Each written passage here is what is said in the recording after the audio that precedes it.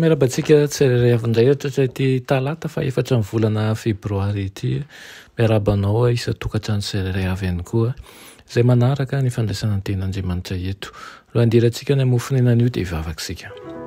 Andriamanitra tsara indresandanitra mbola velompisaoranao izahay noho ny amin'ny fitahinao sy ny fitantananao anay misaotra indrindra satria avy aminao ny hery rehetra.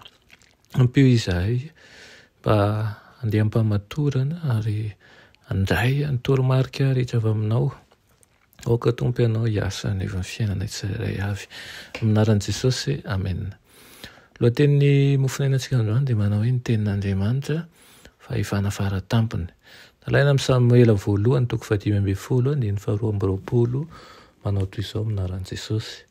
Fa hoy Samuela, sitraky Jehova moa ny fanatitra hodorana sy ny fanatitra hafa latsa-dra mihoatra noho ny miain'ny feon'i Jehova. Ny manaraka no tsara noho ny fanatitra, ary ny miaino no tsara noho ny saboran'onjylahy. Amen. Natao ankatoavana tsy misy ady hevitra ny tenin'ny Tompo.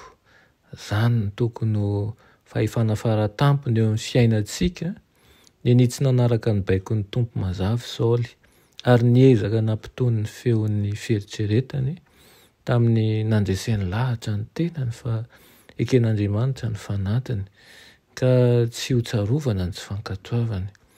Rehefa tonga nihaona taminy Samuela mpaminany dia niseho toy ny olona marina Saoly ka nanao hoe ho tahiany Jehova anie ianao, efa nahatanteraka ny tenin'i Jehova aho.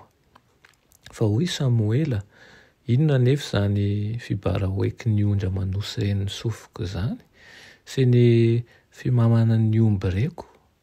Ary hoy Saoly, avy tany amin'ny Amalekita ny tondrany an'ireny, fa ny olona namela izay ondra manosy sy omby tsara indrindra mba ho vonoina atao fanatitra ho an'i Jehovahandriamanitra ao, fa ny sisa dia naringanay ihany avokoa. Fa hoy Samuela, sitraky Jehova moa ny fanatitra hodorana sy ny fanatitra hafa latsa-dra mihoatra noho ny miain'ny feon'i Jehova. Fa ny mihodina dia toy ny heloka ny fankatoavana, ary ny ditra dia toy ny mpanompo sampy sy terafima, satria nandany tenin'i Jehova ianao dia ny laviny tsy misy mpanjaka kosa. Tokony ho fahifanafara tampony tenin'Andriamanitra. Hoy ny Tompo manao hoe ny fanekeko tsy ho tsoahako ary ny lazay molotro tsy ho vako. Tsy afaka manova ny lalàny na dia kely monja azy Andriamanitra. Raha tsy izany dia tsy ho farany tampony intsony izy. Tsy afaka mamolaka ny lalàn'Andriamanitra ifanaraka amin'ny heviny ny olona. Diso aoriana loatra vao ho fantany ny olona fa tsy afaka mitsara ny tenin'Andriamanitra izy, fa ny tenin'Andriamanitra no hitsara azy. Izay manohitra an'Andriamanitra dia hita fa efa nanao an'ilay hany lalana mitondra ho amin'ny fahamasinana sy ny fahasambarana ary ny lanitra izy ireo. Aoka anie ny tenin'Andriamanitra izay fahifanafara tampony anie no hiakinany finoantsika tsirairay avy, tsy hatehatra ny amin'ny anganongano na ny fombafomba mpivavahana ihany, fa aoka hitombo fitia ary hanaky ny tenin'Andriamanitra isika. Amen.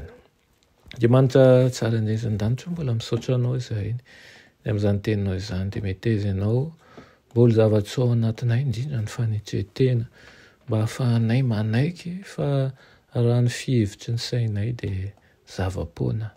Meteza ianao hanora ny tsara indrindra ary amboly zava-tsoa ao amin'ny fisainanay tsirairay avy ao. Anaran'i Jesosy, amen.